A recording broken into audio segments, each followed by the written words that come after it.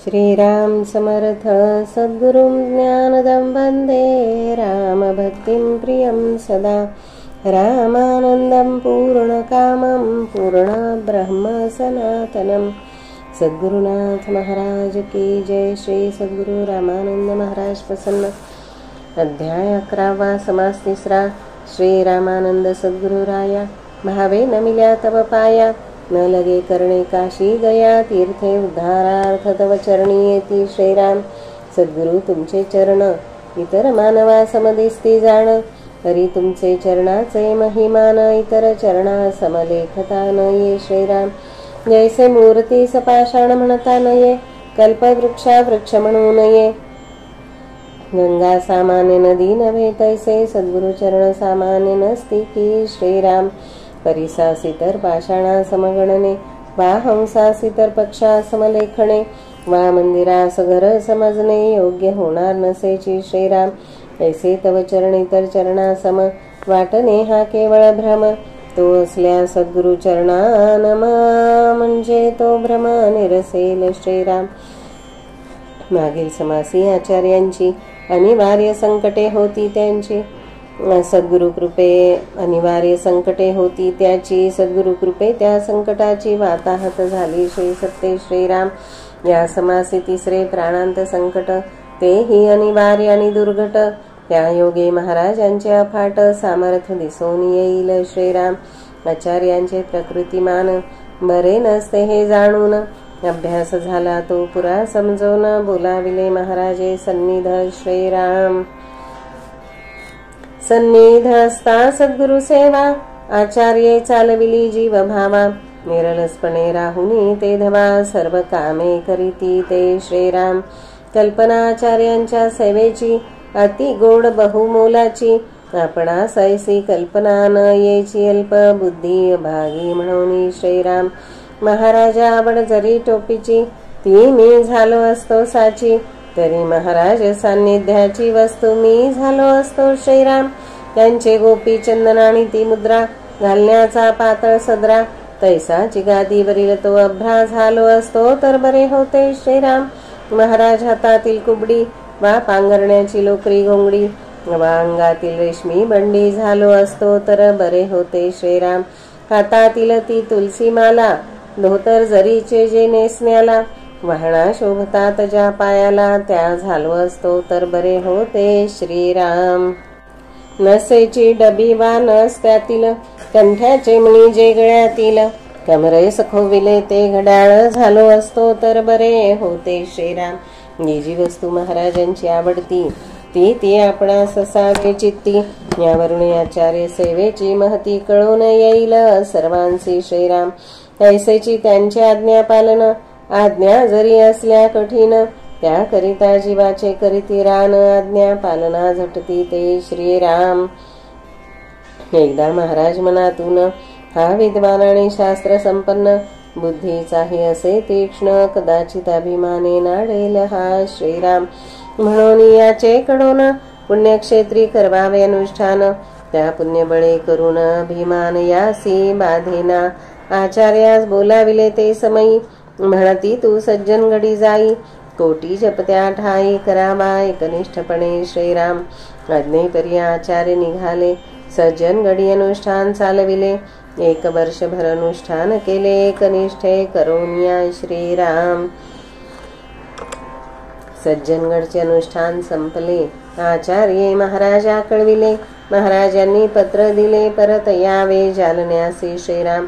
जालन्यास राहिले काही दिवस पुन्हा आज्ञापिती आचार्यास तुम्हा जावे चाफळास अनुष्ठान करावे येणे परी श्रीराम।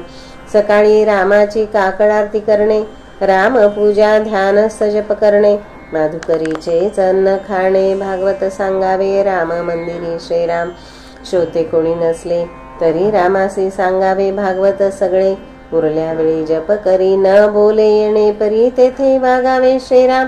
आज्ञेपरी आचार्य चाफळी गेले प्रथम श्रीराम दर्शन घेतले मठाधिपती कोण हे विचारले सांगती बापूसाहेब महाराज श्रीराम। मठाधिपती जाऊन भेटले आदराने वंदन केले नम्रपणे त्यांना विचारले. सद्गुरु आज्ञा येथे अनुष्ठान करण्याची. श्रीराम हे बापूसाहेब महाराज मठपती समर्थ घराण्यातील असती. ते आचार्यास म्हणती, तुम्ही समर्थ संप्रदाय आहात ना श्रीराम. आचार्य होय असे म्हणाले. त्यावरी मठपती त्यांना वदले, समर्थांनी गुहेत अनुष्ठान केले तेथे तुम्ही बसावे श्रीराम. आचार्य म्हणाले, मंदिरातील एक खोली जर मला मिळेल, माधुकरी मागुनी मी राहील, त्रास न देई कोणासी श्रीराम. मठपती म्हणती, ओवरीत पडावे, तेथे काय करणे ते करावे. आचार्य म्हणती, भागवत सांगावे. मठपती म्हणती, सांगा रामाजवळ श्रीराम. आचार्य राहिले ओवरीत. रात्री अंधार असे तेथे दिवा मागण्या जो जात. म्हणती, दिवा न देत आम्ही कोणासी श्रीराम. सकाळी केले प्रातः स्नान, रामरायाची मानस पूजा करून, काकड आरती केली भावे करून, जप 2 प्रहर पर्यंत श्रीराम. माध्यान्नी माधुकरी मागून, नैवेद्य रामा समर्पून, गोग्रास गाईस देऊन, युक्ताहारे भोजन करीती श्रीराम. 3 प्रहरी भागवत सांगता, आचार्य वक्ताव राम शोता. आचार्य मनी प्रेम भाव होता, की सद्गुरु आज्ञे परी वागावे श्रीराम. आचार्य आधीच विद्वान व प्रेमळ, मागे सद्गुरु भक्ती बळ. वाणी ही त्यांची रसाळ, रामास प्रेम बरे सांगते श्रीराम. एके दिवशी बापूसाहेब मठपती मंदिरी आले सहजगती. ती भागवत सांगण्याची वेळ होती. मठपती ऐकती फिरता फिरता श्रीराम. आचार्यांची प्रवचन शैली उत्तम, भाषा ही सुंदर निर्मल परम. ऐकता आचार्यांविषयींचा पूर्व भ्रम निरसोनी गेला तात्काळ श्रीराम. भागवत संपता आचार्या बोलाविले, म्हणती, माझे अपराध झाले. आता या खोलीत राहावे भले. सामान दिव्यास पाठवितो. दुसरी माझी विनंती, उद्यापासून माझे पंगती. रामप्रसाद माझे घराप्रती येतल्या संतोष वाटेल श्रीराम. आचार्य म्हणती, अनुष्ठान तोवरी अन्न घ्यावे माधुकरी. मी नियम ठेविला निर्धारी, आपली कृपा मी इच्छितो श्रीराम. बापूसाहेब दुसरे दिवशी प्रतिष्ठित मंडळींचा आले ऐकण्यासी. सांगण्या उल्हासाचार्य मानसी चकित सर्व झाले असते श्रीराम. मंदिराचा जुना पुराणिक म्हणे, हे मूर्ख आचार्यांचे करीती कौतुक. माझे पुराणा येईन एक, यांच्या पुराणा गर्दी बहु. या मत्सराचा कळस झाला, काही सुचेना पुराणिकाला. म्हणे आचार्याचा नायनाट होण्याला विषप्रयोग हा उपाय गमे श्रीराम. आचार्य प्रातकर्म आटोपून माध्याने माधुकरी निघती जाण. पुराणिकाने माधुकरी आली पाहून विष क्षीर माधुकरीत घातली श्रीराम.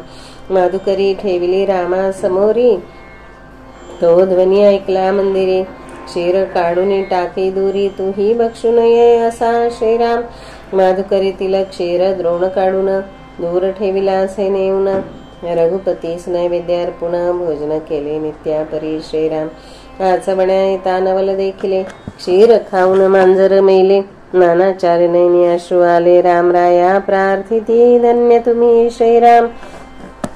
आचार्य महाराज ध्यान केले, नेत्र उघडताच महाराज प्रत्यक्ष दिसले. चरणावंदोनी प्रार्थिते झाले, काय पाहुनी रक्षिता घडोघडी श्रीराम. इति श्री श्री सद्गुरु रामानंद सच्चरित्रे आचार्य तृतीय प्राणांतिक संकट निरसन नाम एकादशाध्यायांतर्गतः तृतीय समास समाप्तः. श्री सद्गुरु चरणारविंदार्पणमस्तु श्रीराम. श्री सद्गुरु रामानंद महाराज प्रसन्न अध्याय 11 समास 4. सद्गुरु चरण भक्तीची गोडी, जया लागली अति आवडी. तो विसंबेना ध्यान अर्धघडी, देखोनी घडी घडी नमन करी श्रीराम समर्थ. जरी चरिवनी धेनु 8वी वत्स नित्य, जननी करीत कामे बालका पाशी चित्त. तदुपरी उर्माये लेकुरा ठेवी प्रेम.